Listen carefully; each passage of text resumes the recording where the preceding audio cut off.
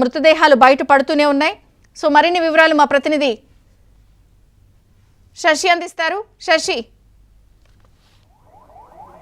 పాసమైలారం ఘటనలో మృతుల సంఖ్య పెరిగేటటువంటి అవకాశం కనిపిస్తోంది. ఇప్పటికే 45 మంది మృత్యువాత పడ్డట్టుగా తెలుస్తోంది. ఇంకా శిథిలాల తొలగింపుకు సంబంధించిన ప్రక్రియ కొనసాగుతోంది కాబట్టి మృతుల సంఖ్య పెరిగేటటువంటి అవకాశం అయితే ఉంది. ఒకసారి మనం విజువల్స్ లో కూడా చూడొచ్చు. సీఎం రేవంత్ రెడ్డి ఘటనా స్థలికి చేరుకుంటున్నటువంటి విజువల్స్ ఏబిఎన్ స్క్రీన్ మీద ఎక్స్క్లూజివ్ గా మనం చూడవచ్చు. అయితే ప్రజెంట్ ఇప్పుడు ఘటన జరిగినటువంటి ప్రాంతాన్ని సీఎం సందర్శించబోతూ ఉన్నారు. అక్కడే అధికారులను అడిగి అసలు ప్రమాదానికి గల కారణాలేంటి, ప్రమాదం ఎందుకు జరిగింది అన్న అంశాల గురించి కూడా అధికారులతో అడిగి ఆయన వివరాలు తీసుకోబోతూ ఉన్నారు. ఇప్పటికే ఈ ప్రమాదం ఏ విధంగా జరిగింది అన్న అంశాల గురించి అధికారులు ఒక నివేదికను సిద్ధం చేసినట్టుగా తెలుస్తోంది.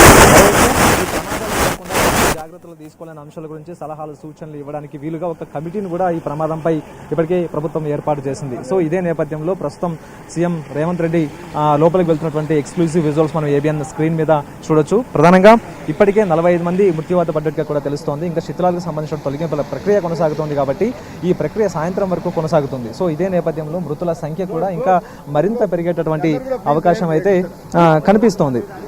అయితే ఈ శిథిలాలు అయితే మాత్రం పెద్ద మొత్తంలో ఒక చోట కుప్పగా పడి ఉన్నాయి. ఎందుకంటే ఈ G+3కి సంబంధించినటువంటి భవనం ఇది. ఆ భవనానికి సంబంధించినటువంటి గోడలు కావచ్చు, లేకపోతే ఆ భవనంలో ఉండేటటువంటి మిషనరీస్, ఆ తర్వాత ముడి సరుకు తయారు చేయడానికి ఉపయోగించేటటువంటి అన్ని స్టీల్తో తయారు చేసినటువంటి మిషనరీస్ అన్ని కూడా ఒకే చోట కుప్పగా పడి ఉంది. సో ఈ శిథిలాలు, భవనాలకు సంబంధించినటువంటి శిథిలాలు తొలగించడం తేలిక అవుతోంది. కానీ ఈ ఐరన్ రాడ్లు కావచ్చు, లేకపోతే ఈ పరిశ్రమకు సంబంధించినటువంటి మెటీరియల్ ఏదైతే ఉందో ఆ మెటీరియల్ను తొలగించేందుకు మాత్రం కొంత ఆలస్యం అవుతుంది. ఎందుకంటే ఆ ఇనుప సామాగ్రిని మొత్తం అంతా కూడా కట్ చేసి వాటిని రిమూవ్ చేయాల్సినటువంటి అవసరం ఉంటుంది. కాబట్టి ఇదే నేపథ్యంలో కొంత ఆలస్యం అయ్యేటటువంటి అవకాశం కనిపిస్తోంది. ఇప్పటికే శిథిలాల కింద ఉన్నటువంటి మృతదేహాలన్నీ కూడా పూర్తి స్థాయిలో గుర్తుపట్టలేనటువంటి విధంగా మారిపోయాయి. ఎక్కడ చూసినా కాలిపోయినటువంటి శరీర భాగాలే కనిపిస్తూ ఉన్నాయి. మొత్తం అత్యంత భయానకంగా ఉంది వాతావరణం. లోపల రెస్క్యూ చేసేటటువంటి సిబ్బంది కూడా కొంత ఇబ్బందికర పరిస్థితులే ఎదుర్కొంటూ ఉన్నారు. ఎందుకంటే ఈ శిథిలాలు తొలగిస్తున్నటువంటి సమయంలోనే ఆ యొక్క లోపల నుంచి బయటపడుతున్నటువంటి మృతదేహాలు ఏవైతే ఉంటాయో అవన్నీ కూడా ఆల్రెడీ స్మెల్ వస్తున్నట్టుగా తెలుస్తుంది. మరోవైపు మొత్తం అంతా కూడా ఆ వేడిక అంతా కూడా కమిలిపోయి దుర్గంధం వస్తున్నట్టుగా కూడా లోపల నుంచి కొంతమంది రెస్క్యూ సిబ్బంది చెప్తున్నటువంటి సందర్భం.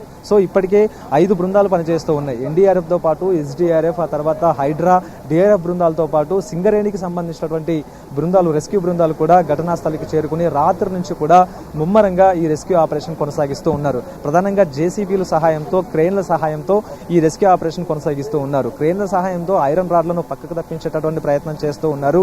ఆ ఐరన్ రాడ్లను తొలగించేటటువంటి సమయంలోనే ప్రధానంగా కింది భాగంలో ఎక్కువగా మృతదేహాలు బయటపడుతూ ఉన్నాయి. అడ్మినిస్ట్రేటివ్ బిల్డింగ్ కిందనే ఈ ప్రొడక్షన్ సంబంధించినటువంటి భవనం ఉంటుంది.